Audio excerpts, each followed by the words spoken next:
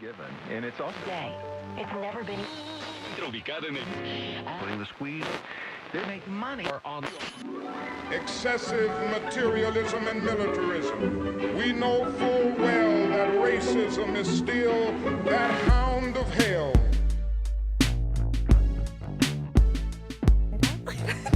Why can't I say your name? You're so hesitant too. You're like, Perea.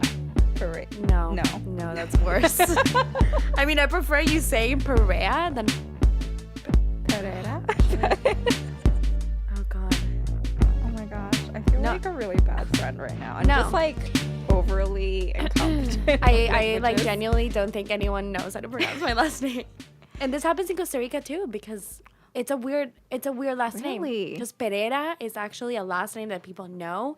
Perea is not that common, so people are always like, Perez? Perea? Like, what's your last name? And I'm like, Perea. Perea. Yeah. Perea. You said it. I said it. Did Oh we my record it? Yes, we recorded it. We did? Yay. Oh my God, that's amazing. All Sorry for all my right. burgers. Wait, we're recording already? We're you guys should have recording. told me. God. It's okay. Right. So welcome to Now in Color, the podcast that brings those who have been erased from history back to the forefront. I'm your host, Sandie Chang, and today I'm joined by Jimena Oh my God. Perea. God, say your last name. Jimena. Perea. Yes, that. You did a great job just a second ago. I know. Sorry, guys. I'm really bad at pronouncing people's Guys, we've names. been rehearsing this for like 20 minutes. We have, and I still can't get it. all good. Jimena was born and raised in Costa Rica. She's an actress and producer currently living and loving life in New York City. Over the fall, she co-produced and starred in an all-female crew short film called Misconnections Movie, which is now in post-production. She's so excited to be in her first podcast led by her friend, me, and former neighbor, also me, and to talk about, well, okay, I'm going to skip that part because you're going to introduce who you're going to talk about later, but welcome, Jimena. Hello, welcome. Thank you for having me. Yay! This is exciting. I'm Very excited. happy, nervous, and Don't be nervous. everything. Yeah. It'll be great. Okay. So, tell me about your journey from Costa Rica to here. You can start with childhood, or you could just start with going to New York. Oh my gosh. Yeah, Okay. or what was it like growing up in Costa Rica? Because to me, it's just like so beautiful there, and I would never leave ever. I know. I remember when I first moved to New York, I think, I don't know who it was, but I was like, yeah, I'm from Costa Rica. And they're like, why are you here? Why did you move here? And I'm like, thank you for the welcome. Yeah, I don't know. It's very, very different. Absolutely. I love Costa Rica. It's very chill. You kind of see the same people all the time. Really? Yeah. I mean, in the circle I was in, it was kind of like limited. But it's absolutely beautiful. I feel like I didn't take advantage of it as much as I would have liked. Like, I've met people from here that know my country more than I do. And that's just depressing. But one day, yeah, I don't know. It's been a really huge change. But I feel like I was also made for a city, at least in my 20s. I think this is like the place for me. I do miss the weather and the beaches for sure. Yeah. How do you think growing up in Costa Rica has influenced how you are in New York City, for example, like two completely different places? Do you feel like you're chiller than most people here? Or do you find like there are some culture shocks still? Because you've been here for a while now. Yeah, 4 years. 4 years. Yeah, it's crazy. It's kind of funny because my mom is the opposite of any Costa Rican person. She's also not from Costa Rica. She's from Colombia, but she's very like high, like fast, and like she's just like very. She'll walk so fast. She eats so fast. Everything's like, she's always like, go, go, go. And I feel like that's the energy here in New York. And that's the energy I kind of grew up with. So I'm kind of like that. And I adjusted immediately to New York. Like, I felt right at home. But it's all, like, obviously it's necessary to have a balance. And I do find I'm way warmer than most people here, just like by how you introduce yourself to people, which is a funny thing because I met someone from Costa Rica and I introduced myself by like giving my hand, like, oh, hey, nice to meet you. And she just looked at me like, what the fuck? Like, Because like we normally just hug and kiss, kind of like even if you're you're a stranger. Yeah. And I was like, oh my god, Jimena, what the fuck are you doing? Who are you? Yeah, that's happened to me before. I now, like, I do this thing where I go in for hugs and then I immediately retreat because some people don't like hugs. Yeah. They're genuine, like, personal space. So Yeah, it's and really then it's weird. like an awkward moment between Yes. like hug or this or shake or what. I don't know. So I just avoid it and I'm just like, I just give my hand. Yeah. But I hate that. Like I need to go back to being warm and teaching people to hug. Yes, hugging is so important. I know, right? It is. We as No. actors know this. How has acting been for you? What do you feel? I feel great. I feel like I'm going through this like self-growth process right now, which is helping me kind of be clear on who I want to be as an actress before I actually like dive deep into that world. So I feel like I'm like not super active in it right now, but I also want to do stage soon. So we'll see how that goes. How has the self-growth and self-discovery been? Amazing, necessary. It's not like, I feel like that has been my journey throughout my entire life. Like I've always been very open to learning about myself and, just like, just growing. But I feel like it just happened in the last like 3 months that I'm like, holy shit, I'm like so different from the person I was 3 months ago. What happened 3 months ago that pinpointed this growth? I started meditating daily. Yeah. And like doing yoga more often and just like kind of surrounding myself with a lot of like-minded people. I think that has influenced me a lot. Like That's the people I very surround like myself with. Costa Rica. I mean, how I see it, because so many people go to Costa Rica for like meditation retreats and yoga retreats, and now ayahuasca retreats. Oh yeah. Like, oh my gosh, how do you totally. feel about that? I love that. Absolutely. Yeah? Like I was about to do an ayahuasca retreat with my mom before I moved to New York. And for some reason we couldn't do it, or it just didn't work out, and we were like, okay, it's not meant to be right now. Yeah. And then my best friend went to do an ayahuasca retreat there last year, and like my mom did it recently too. So now I'm just kind of like, I need to go and do that. I'm like really scared of it. Really? It sounds really scary. Yeah. I mean, I feel like it you can like be. throw up for 8 hours or Yeah. something like that. Yeah. But then imagine what you discover. I don't know. Like if you treat it as like with the respect it deserves, I feel like, and like the openness that you need, I feel like the experience is just going to be like kind of life-changing. Oh my gosh, you're so spiritual, Jimena. I know. How do I learn Oh my from gosh, you? I'm so sorry. No, it's good. I feel like I'm just discovering my spiritual side after years of being like, whatever, don't care. I know, but I also met you like in acting training, and Yeah. I feel like you're more spiritual than you realize. Oh my gosh. Yeah. What does that even mean? I don't know. I feel like I don't I know. am very sensitive lately, though, and I do. Yeah, after you're, like, reading so Big Magic, empathetic. I'm like, oh, yes, this is what I want. my Thank God. you, Elizabeth Gilbert. Okay, I just started that book. It's so Everyone good. is telling me about this. It's so good. I know. I I'm can't wait. obsessed. Yeah. Because, I hate the idea of being a suffering artist. And I think you also embodied like being a positive, creative person rather than suffering. Because even when we were going through our training, which was traumatizing and awful. Yes. And like I cried my face off for 2 years straight. I know. You were always so positive about it, which is something I've always admired about you. That's so nice. Oh my Yeah. gosh, I didn't know I was going to get compliments on this podcast. Of course. I just come here and make my friends say my as I sing them praises.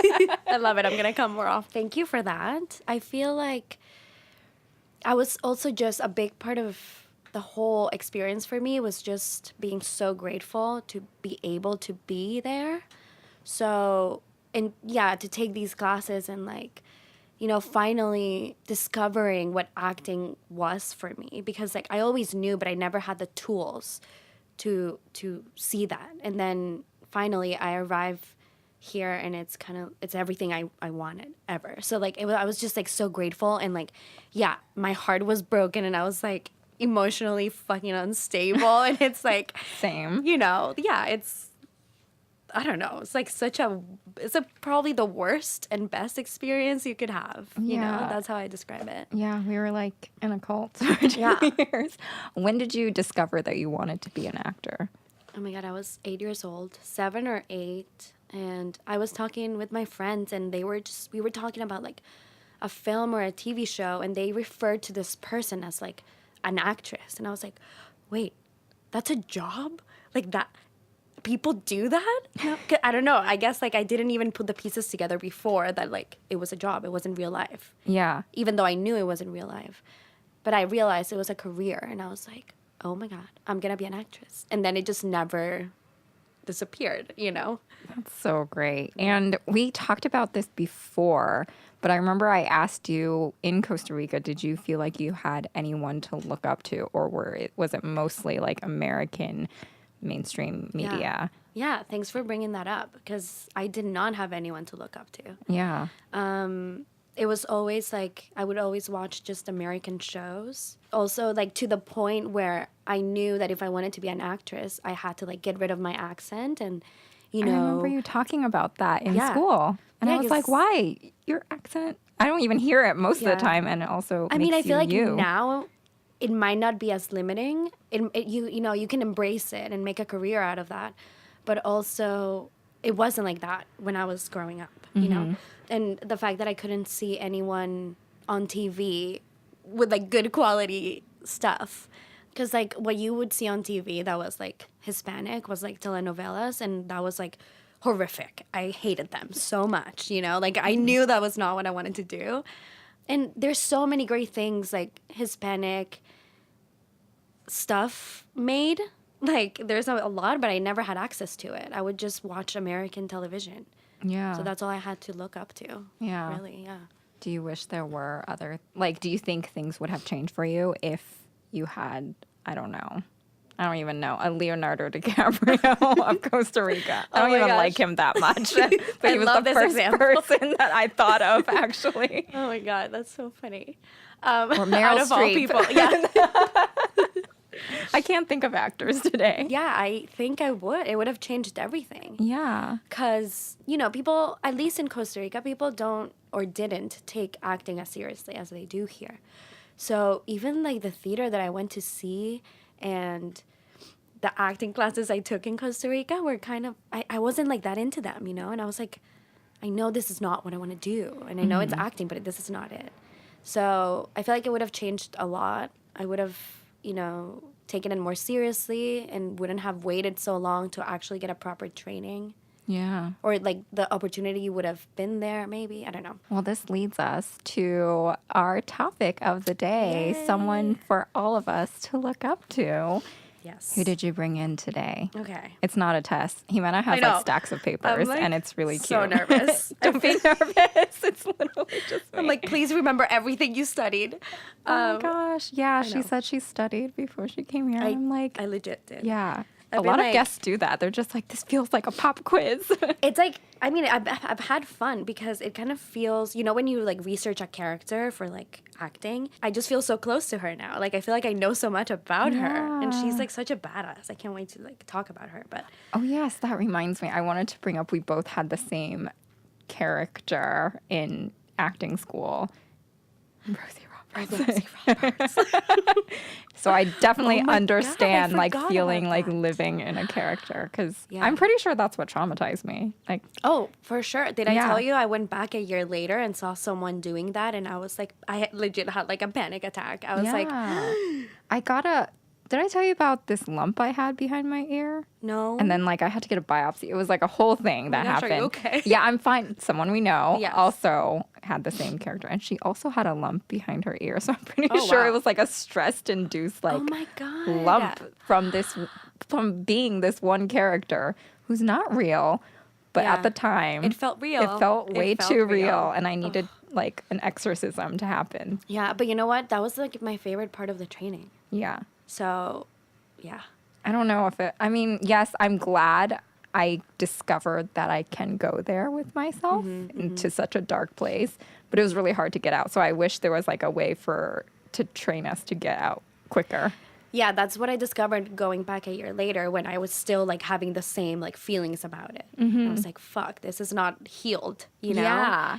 Which is like, it opened my eyes to like the reality of it and how as actors we have to take the responsibility to heal ourselves after any character like that. I don't know. Yeah. It's pretty. That's yeah, why I it's had pretty my intense. summer of healing, and then I created amazing. a podcast out of it. I love it. Yes. So going anyway, your topic today, who is she? Okay. Or he? No, it's a she. It's a she. It's a she. It better be a she. Her name is Manuela Sáenz. Should I like give an introduction or just start talking about her? You can give an introduction or any way you want to tell the story. Okay, I'm gonna give a really brief introduction. She was this badass woman who contributed a lot in Latin America's independence from Spain. Like she was a big part of it and was not recognized until very later in life. Like she wasn't even alive when we started recognizing her efforts. So yeah, I'm just gonna dive into it. Yes. Oh, Let's God. hear it. It's great. Okay. So she was born on December 27th, 1797. She was Capricorn. What's her human design? I know. I need her birth time to know. Oh, yes. Human design, guys. Get into it. Oh, yes. Everyone research. Another side note, Jimena got me into human design. It's and I'm a life-changing. projector. And then We are both We're projectors. both projectors. We're so similar, Sandy. Yeah, we are. Interesting. I still haven't followed the whole diet. I'm really bad at like I know. following things, and I'm bad at sleeping. Projectors are supposed to sleep, and Yeah. I'm terrible Sleep a at. lot. Yeah, I'm trying. I'm napping so Yeah. much now. And it's like amazing. I literally napped before I came here. FYI. That's yeah. amazing. I know. What? All right. Yeah. You need to get into it. Yeah, get into human design. We don't know what's her name. Sorry, Manuela. we don't know Sáenz. Manuela's human design, but Yeah. she's a Capricorn. Yeah. So continue. Okay. She was born in what we call now Quito, Ecuador. She was the illegitimate child of a very wealthy nobleman from Spain who he was married to another woman and had 6 other kids, but had an affair with a native woman, and they had this Manuela Sáenz. Was it an affair or was it non-consensual? If you know what I mean. I think it was consensual. Okay, yeah. So her mother's family was like deeply embarrassed by this incident of her daughter being pregnant outside of wedlock. So they threw her out of the house, and she was forced to give up her daughter and put her in a convent. So she was raised by nuns. Yeah. And which country was this in? Ecuador. Ecuador. Okay. Yes. So at age 17, she is thrown out of the convent for sneaking out to have an affair with a Spanish army officer. All these affairs. I know. Oh my gosh, Scandalous. so many. This is not even the the beginning of it. Yeah, so she gets thrown out of school. So she goes and lives with her father, who takes her in and arranges a marriage for her with an English man who was twice her age, and his name is James Thorne. He was a very wealthy either merchant or doctor. We don't really know. So they get married and they move to Peru, Lima. And there she becomes like this socialite. She becomes very involved with Peru's like military and political elite through her husband. Mm-hmm. And they start hosting these parties at her house, and she starts talking to people that are very involved in the revolution going on in Latin America at the time. So she starts getting very interested in it, and she kind of takes the rebels' side. The rebels were the ones that wanted liberation from Spain. Yeah. And against like her husband's Yeah, or I was father's just about to say. oh yeah, of course they were like completely not okay with this. Against their orders, she was like, no, I'm taking part in this. So she became involved in this like movement to liberate Peru. And at the time, Simón Bolívar, it's so weird to like go from Spanish to English. No, I love it. Simón Bolívar. Do you know who he is? Should I give a brief? Yes, give a brief synopsis. I don't know who he is. Yeah, because he's like huge in Latin America, but I feel like here not a lot of people know about him. He was pretty much the person that helped liberate Ecuador, Colombia, Venezuela, Peru, and a few other cities like Suriname and other countries from the like Spanish rule. Wow. Was Yeah, he in like, the he was military huge. or was he? Yeah. He was Okay. like a revolutionary man and like, you know, he was president for like, or governor, whatever they would call it at the time. Yeah. Yeah, he was huge in this movement. So at the time, he had fought a battle to liberate like a part of Ecuador. I think it was like Quito. It's very convoluted kind of because like all these countries were one country at the time. So it's hard to know Yeah. exactly what country it was, but because of my research, I think it was Ecuador, like Quito specifically. So she decides to leave her husband in 1822. Yes, girl. I Yes, support girl. this. I know. And she, first of all, she despised this man. Like, she hated him. And she was like, okay, bye, I'm just going to leave. And she had been saving money before that. Oh my god. So she goes and she goes back to Ecuador in Quito. And she gets very involved in politics there. So in one of these like receptions that they threw for Simón Bolívar for winning this battle, she meets him and they like instantly fall in love. And it's like, yeah. So cute. I know. So cute. Yeah, they instantly fall in love. Even though I feel like he's kind of an asshole, but okay, let's, you know, Why is he an asshole? I'll tell you in a little bit. Okay. So, But they did. fuck boy. Yeah. Simone is a fuck boy. He was totally a fuckboy, like Yes. totally. But I think he really, really loved her, and she really loved him. He was also a little bit older than her, and I feel like she just admired him so much. I think that's where the love came from, 'cause he was like what she wanted to be, kind of. Yeah.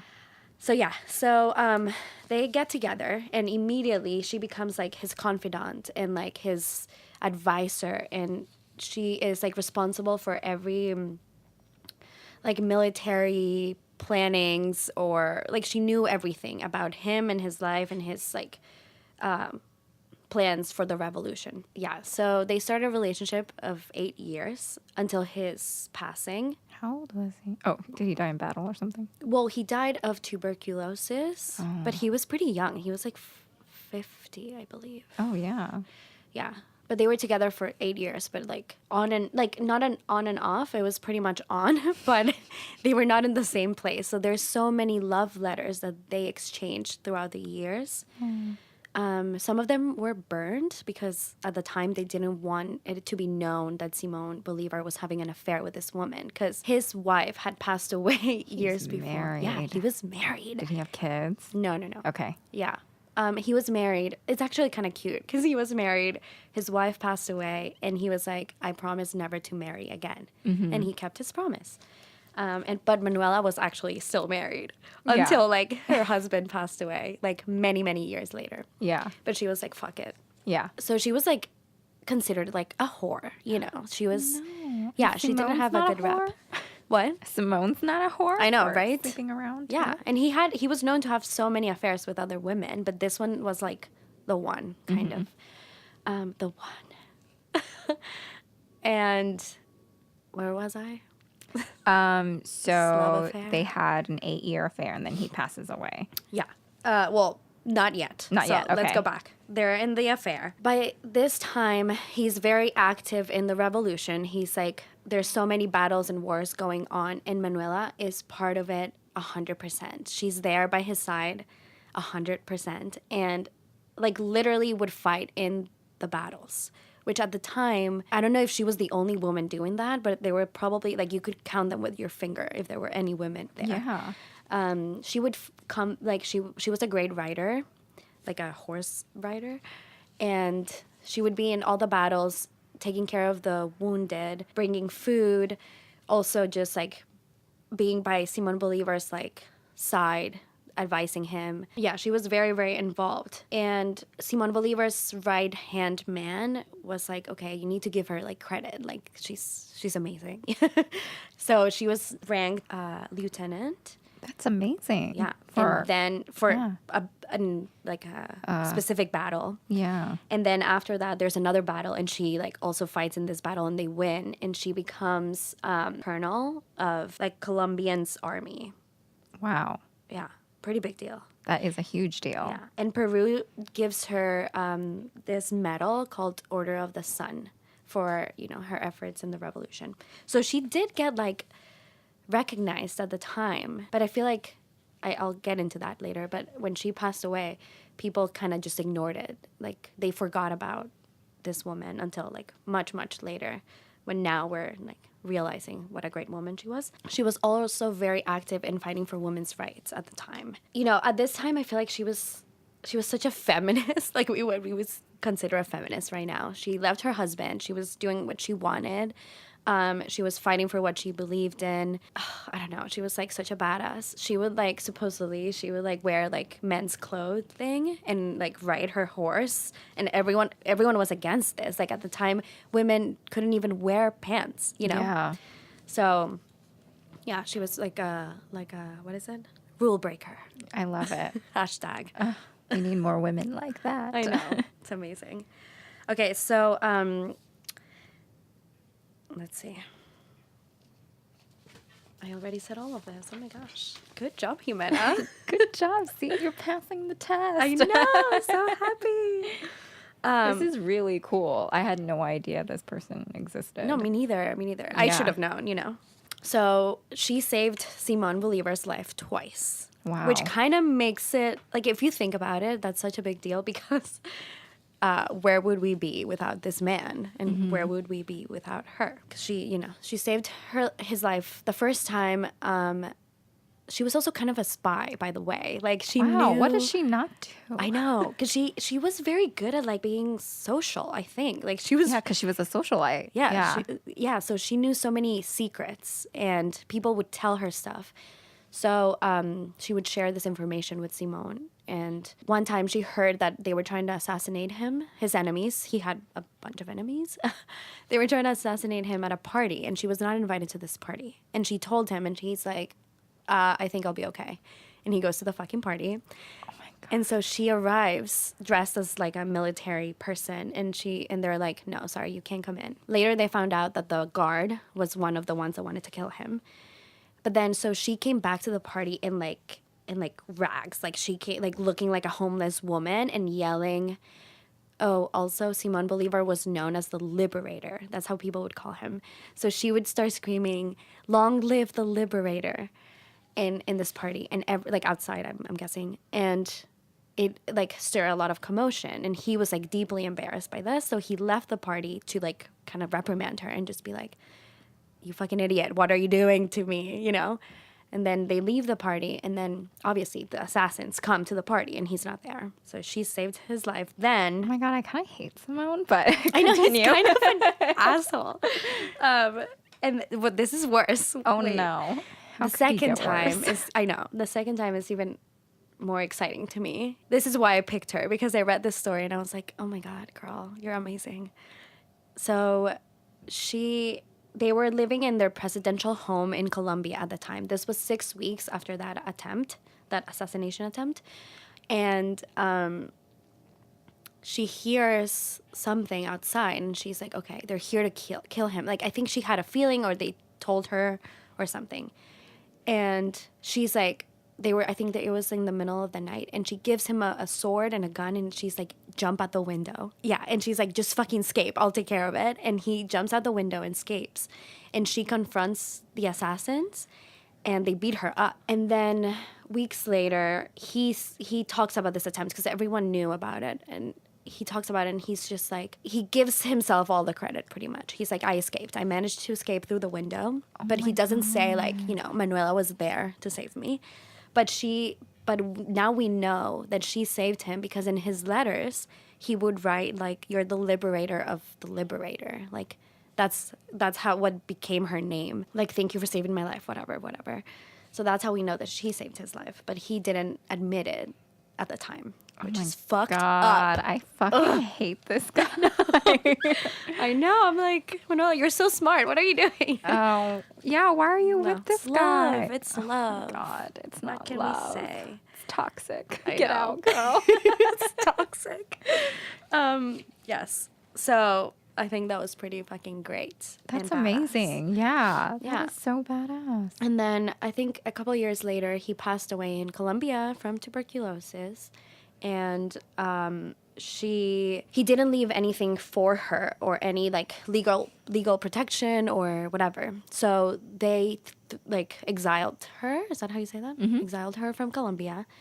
So she was not allowed in and had to stay in Jamaica for a few years in exile. Oh. And then went back to her country in Ecuador, and they revoked her passport, threw her out of the country. Because at this time, she's like an enemy. And around what years?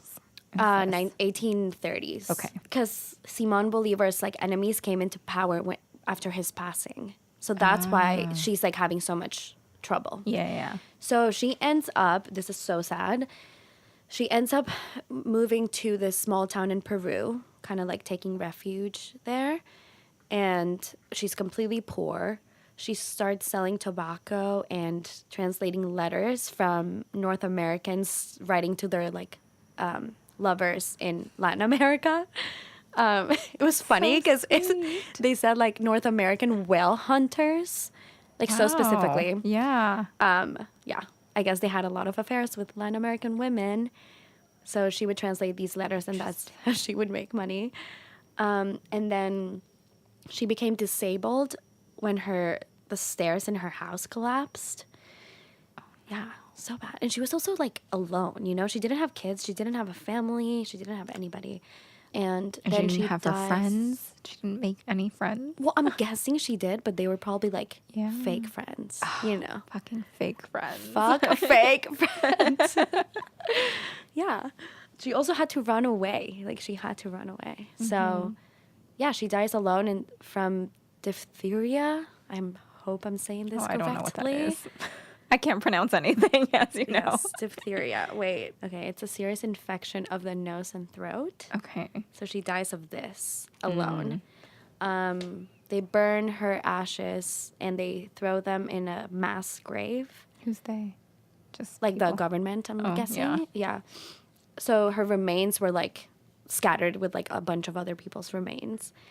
But then after like many, many years, like this is like probably more than 100 years, people started like recognizing this and like they started reading Simón Bolívar's letters that he left. And they realized how big of a, you know, inspiration to him she was and how much she had to do with the whole revolution. So yeah, she starts getting more credit, and then they take her symbolic remains, which is just the soil of the grave, and they bury her in, like, with Simón Bolívar in Venezuela. I'm, like, making a face because I'm like, don't. I know. I don't want to crazy. be buried next to him. I know. I were her. And also, his wife was also there. Yeah. But I guess, like, symbolically, they wanted them to be together. Even though, like, her remains are probably not even in that soil. Yeah. So. Good. I don't I want guess her so, yeah. afterlife to be with this terrible fuckboy. I know, right? It's crazy. And supposedly, this is just a fun fact. Supposedly, when Simón Bolívar died, she was so depressed that she attempted suicide by having a poisonous snake bite her. And it did bite her, but she survived. Okay. So this is a lesson. Don't commit suicide after a breakup with a terrible man. Snake. Yeah. Oh my gosh. So now that you have done all this research on her and she's such a influential and amazing woman, how does that, you said you kind of like are living her right now. Well, I feel super close to her. I'm like, Yeah. girl, I get you. But also like, what the fuck did you do with this guy? He just seems like such a horrible person. Yeah. But we owe him our liberation. I guess Yeah. not mine because Costa Rica wasn't part of this, but Colombia and Ecuador. And your mom's and from my mom Colombia. is Colombian. My grandmother is from Ecuador. So yeah. But yeah. So I think, I don't know. It's a pretty big deal. You don't really like learn about this, and not that I even question, which is the most fucked up part. Growing up, I never questioned the fact that there were no women in these wars. Like, it was just known that it's a man's job, or like, Yeah. you know what I'm saying? Like, that's all you see in movies, and that's all you learn. So I grew up, just, yeah, it's normal. Men went to war, and the women, I don't know what they were doing. They were probably like, in the house. in the house. Knitting or something. Yeah. Or, taking care of the wounded, which is, Yeah. still great, but, So it's kind of surprising to me to find this out and find this woman that was so closely involved. Yeah. So amazing. Has it changed your perspective at all since learning about her? I think so, yeah.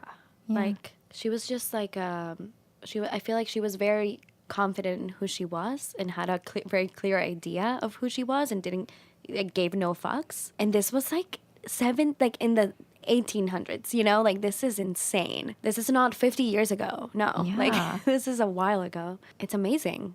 And I think even women today, we still have trouble being who we authentically are because we're always like apologizing for taking up space or apologizing for Totally. doing something that's, I don't even Or know. being too bossy. Yes, or being bossy or Like- being seen as a bitch if you're being too bossy or getting what you want. The press or whoever was in charge of her image when she died, they would like, for many, many years, she was known as like this horrible person. Horrible person. Yeah, they wanted to like frame her as this like terrible woman when she like did nothing wrong. She was fighting her cause, which I think was the correct one. Yes, You know? I agree. And women are still painted as whores Totally. / horrible women whenever they do big things or that's not knitting at Or they're home. doing what they want, Yes, or doing what they want. like leaving their fucking husbands if they want to, even though it was an arranged marriage. Oh my gosh. Jimena, can I tell you about this terrible movie I watched last night? Oh my gosh, yes, please. It was so... I don't watch it. Don't watch it. It's awful. But it has 100% on Rotten Tomatoes. Yeah, everyone keeps mentioning Rotten Tomatoes, and I'm just like, I don't give a fuck what it says there. Like, I don't know. It was so... Which movie is it? fucking annoying. So it was Valentine's Day yesterday. Oh, so really? I cooked Sandie? I dinner. had no idea. And then we watched a movie. And it Cute. was called Operator. It's on Netflix. And Mae Whitman is in it, and she's great. Martin Starr is in it.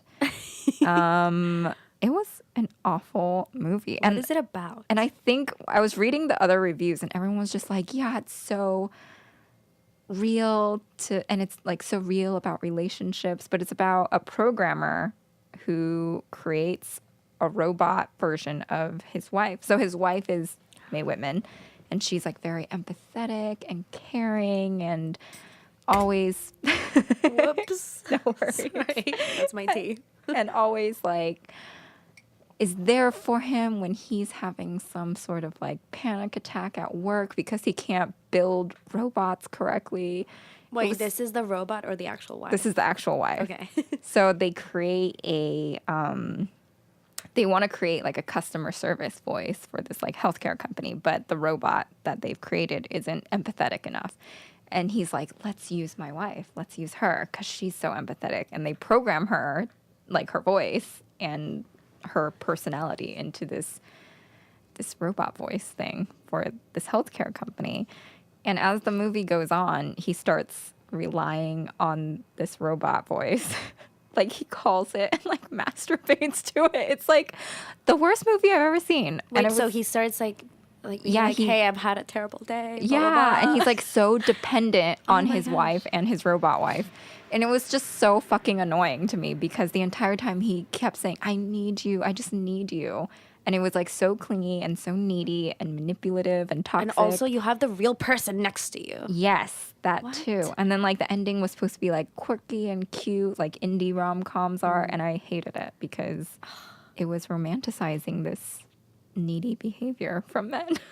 Yeah. That doesn't sound like a great movie. Why did I bring that up? I felt like it had something to do with Manuela, but now it doesn't. Like, at all. I can't remember. Because Manuela is like, I don't know, supporting this terrible man. Oh, yeah. in Well, his I feel job. like they were both just very dependent on each other. Yeah. You know, it wasn't just her and it wasn't just him. They Yeah. were both like in this. I mean, I don't know if I would call it toxic. By his behavior, I feel like I would call it toxic.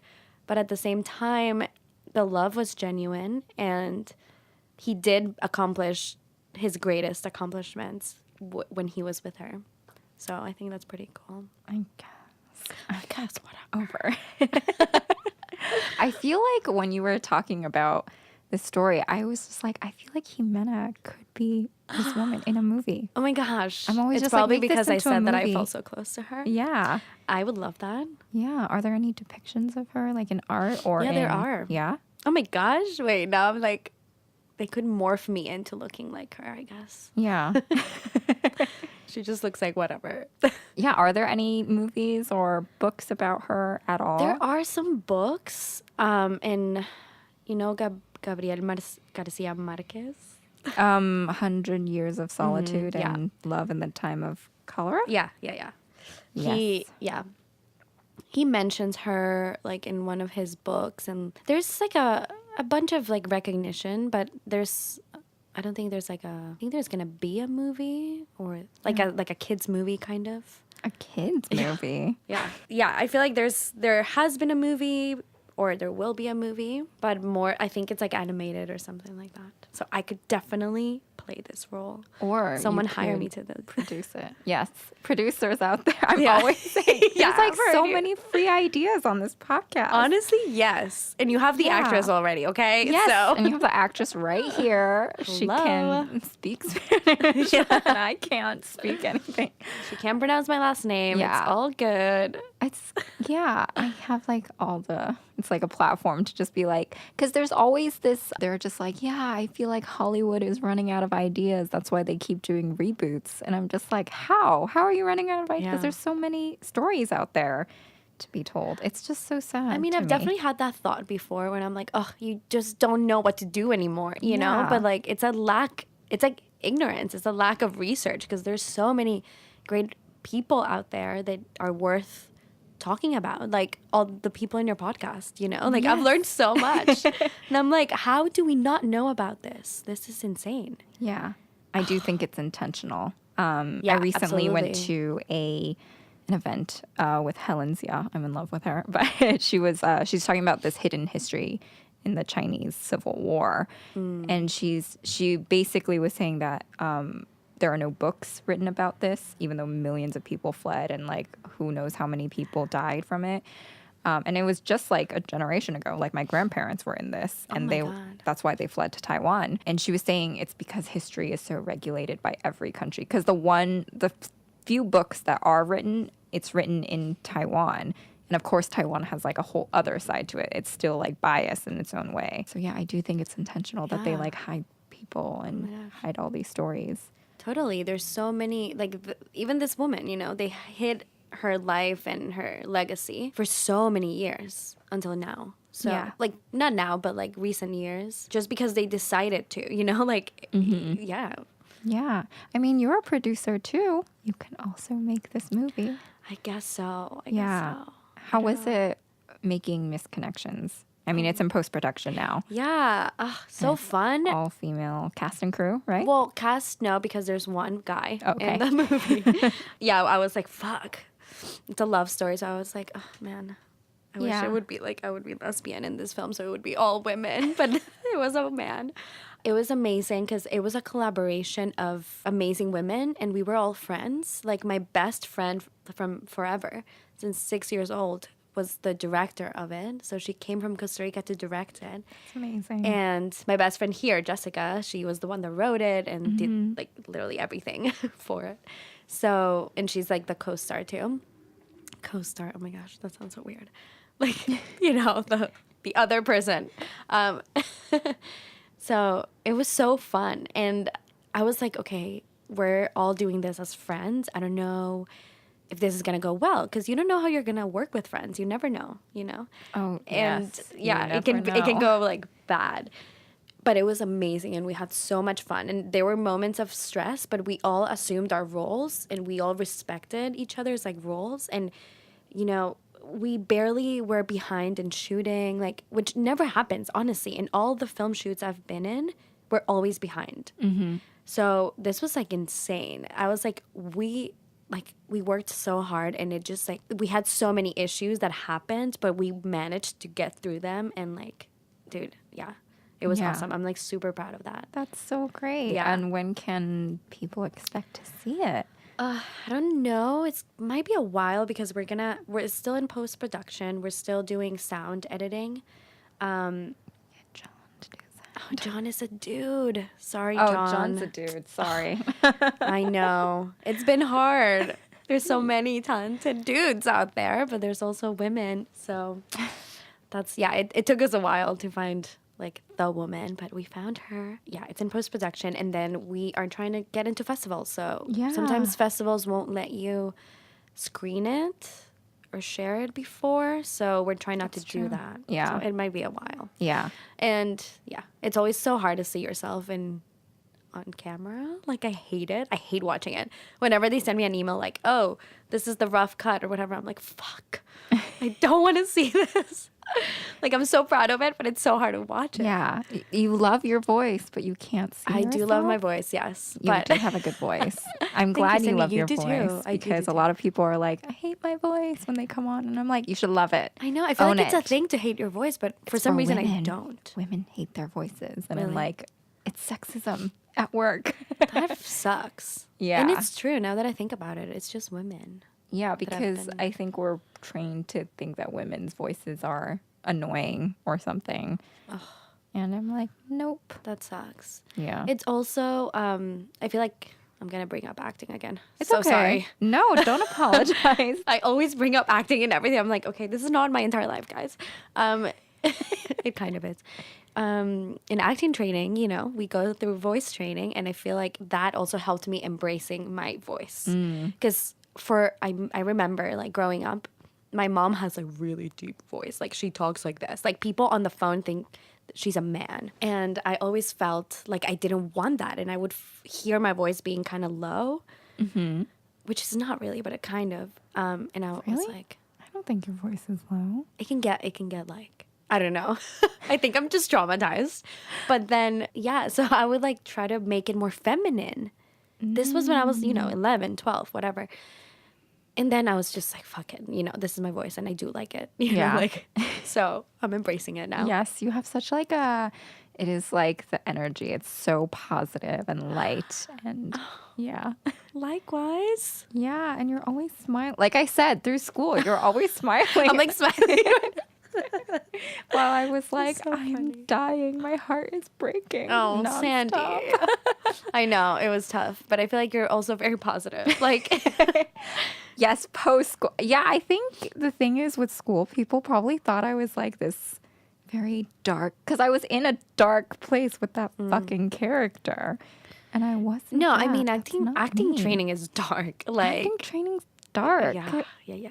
I mean, for sure. But I never saw you like that. If that helps. That does help. Because I was just like, does everyone think I'm like fucking depressed all the time? I mean, the thing is that I don't know if do we have a time? Are we good? Yes, we're good on time. Okay, yeah. cool. Because I feel that you have you're more in tune with your anger. Oh, no, I know. Wait, but listen to me. Okay. Because I feel like you have explored that and have had experiences maybe that have put you in touch with your anger and your causes and what you believe in and like the things you can't stand, and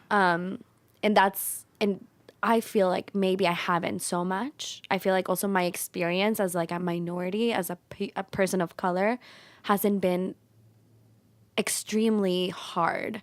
Yes, we talked about this before. Do you Yeah. want to like sort of bring it up to listeners? You don't have to. if you Sure. don't No, want to. sure. I just don't know. I don't know Look what so to stressed say. out as soon as I said that. I'm like, oh my God, Sandie.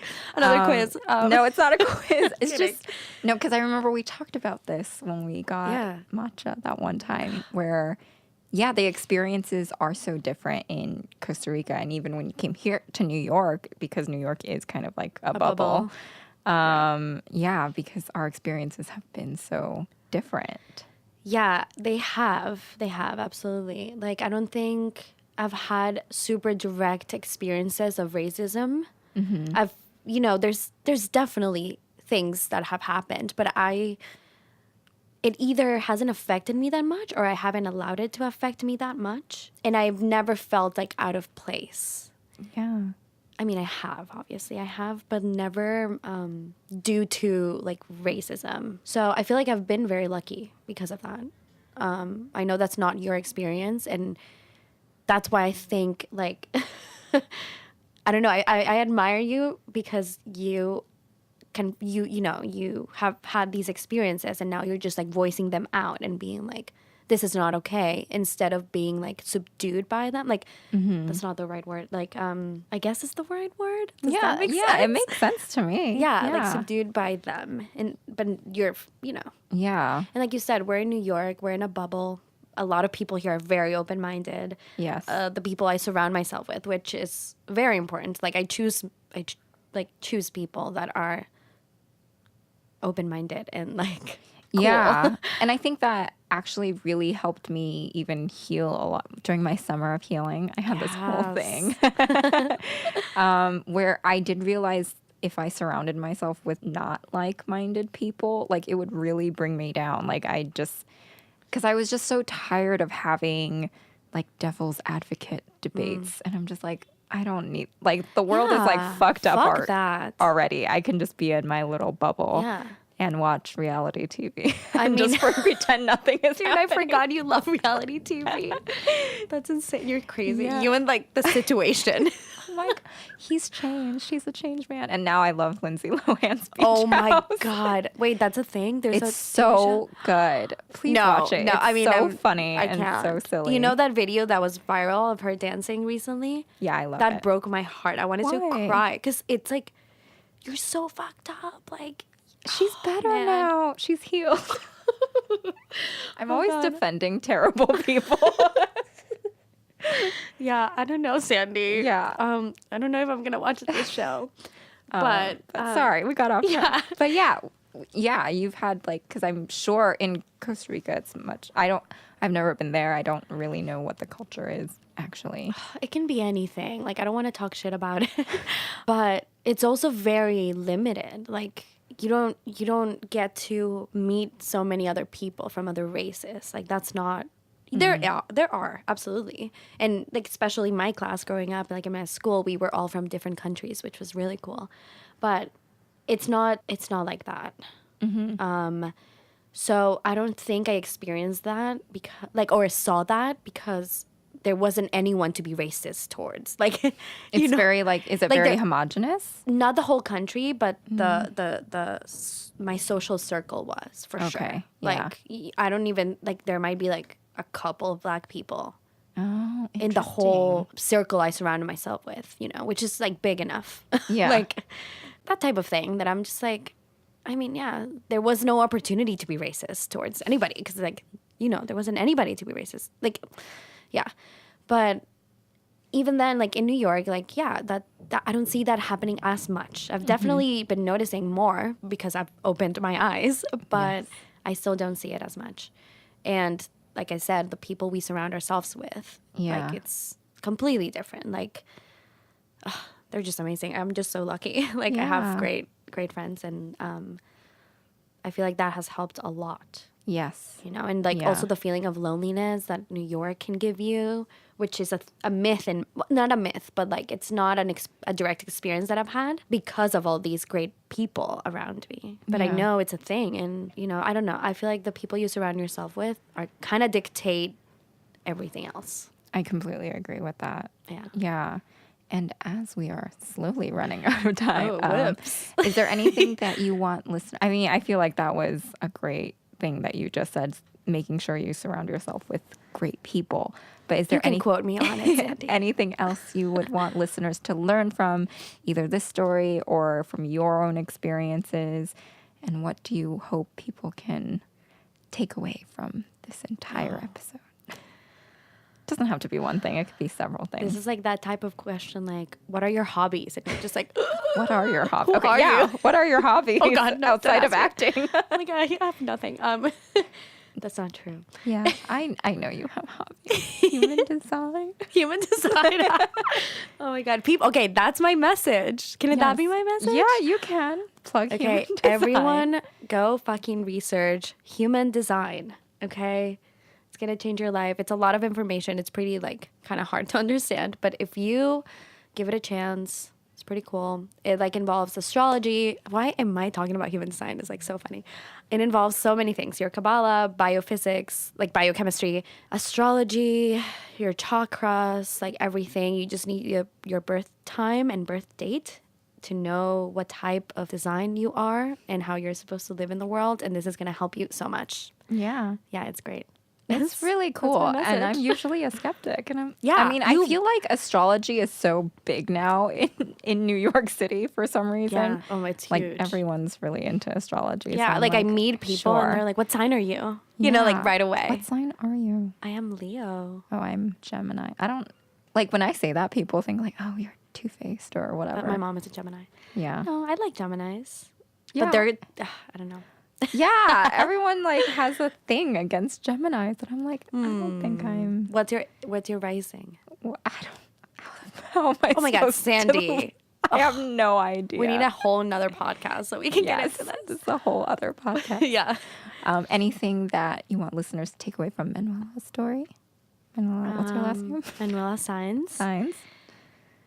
What can they take away from it? Be a badass. No, okay. Live your truth. Live your truth.